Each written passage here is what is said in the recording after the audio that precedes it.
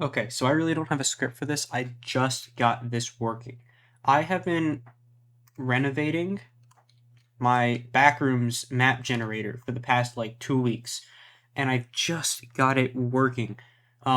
Originally, I wanted to use a maze algorithm to generate my Backrooms map, but I didn't like how it looks. I pulled up my video, my first video on this, and I just don't like how it looks. It's super duper uniform and nothing else really changes. And there's dead ends everywhere. You'll have a long highway like this and then a small dead end like you just saw. And there really isn't much variation either. It's just a bunch of hallways. You can make the argument that's all the backrooms really is to begin with.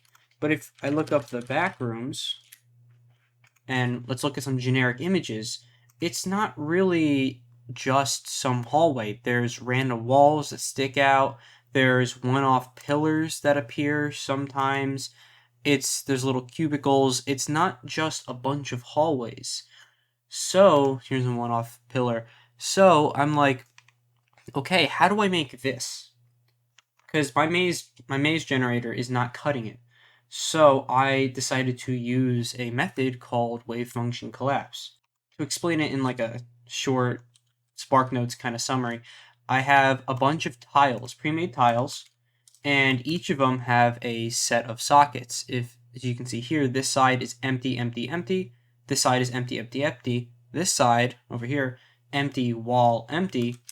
And up here, empty, empty, empty.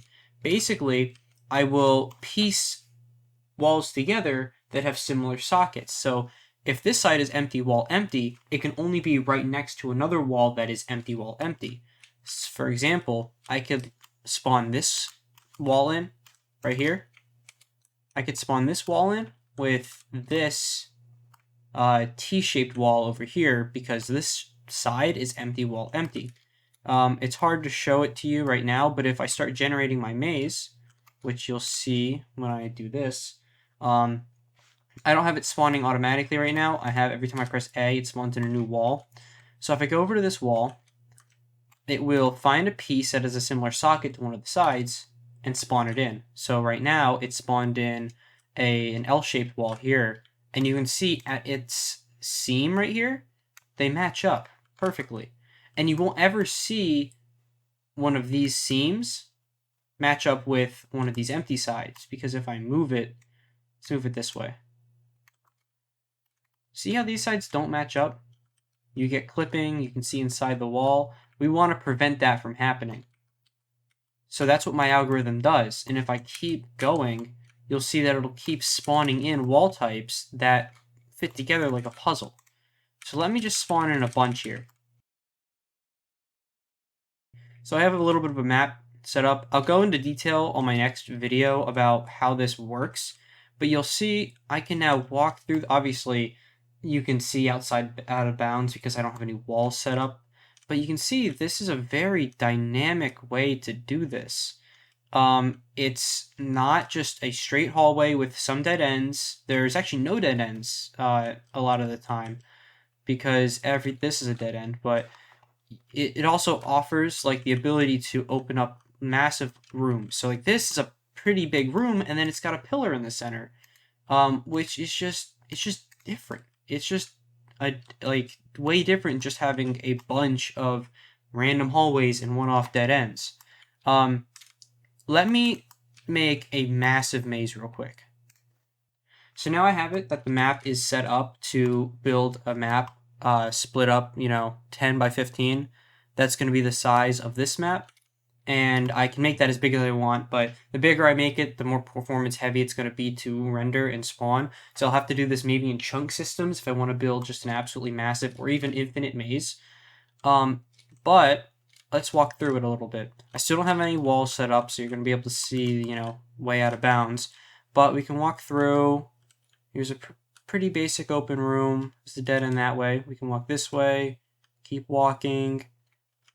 It's so organic looking because it's not just a straight hallway and then a right turn. Now you have so much to look at. You could check another hallway. You can check this big room. There's a bunch of pillars in it. We can keep going. And what's neat with this system is that if I ever want to make a new tile, All I gotta do is add it to this list. Everything's run through this maze builder component. All I gotta do, this is my list of assets. All I gotta do is make a model, create all of its orientations, because every wall has to have 4 possible, one for each 0 degrees, then 90 degrees, then 180. You get the idea. And then I have to add it to this elements list, and that's it. It'll be part of the maze when I spawn it in. And yeah, the idea is to get this to do this procedurally, possibly infinitely. And it can handle that. And I think this is one of the best ways to do the backrooms. I don't think, obviously, I haven't looked into what other people have done, but I know I watched a video by one guy who basically rendered a bunch of lines randomly on basically a plane, and then rendered the walls that way, which I think looked good, but it doesn't offer the possibility for random one-off pillars that gives the backrooms its organic, unnerving, uncanny feeling. I'll compare this one more time with my with what I had going before. If I go, let me close these a little bit. Oh, looks like they can't get much smaller than that. Let me go to a nice looking spot in our maze here.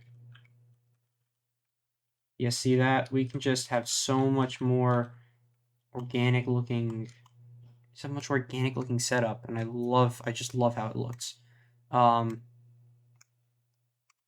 This is a really bad comparison, but you can see how different it looks compared to how straight and uniform my other generator looked.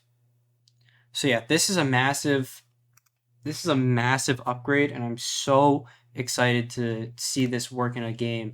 I don't think I'm gonna make a full length game because I've had another project recently that's really piqued my interest, but I definitely want to make something out of this because I've dumped so many hours into it. So yeah, I'll have a full video about probably wave function collapse and how it can create a backrooms type map in game like how I've set it up. So yeah, thanks for watching. This is my shorts channel, so check out my main channel in the description. Thanks for watching, and I will see you later.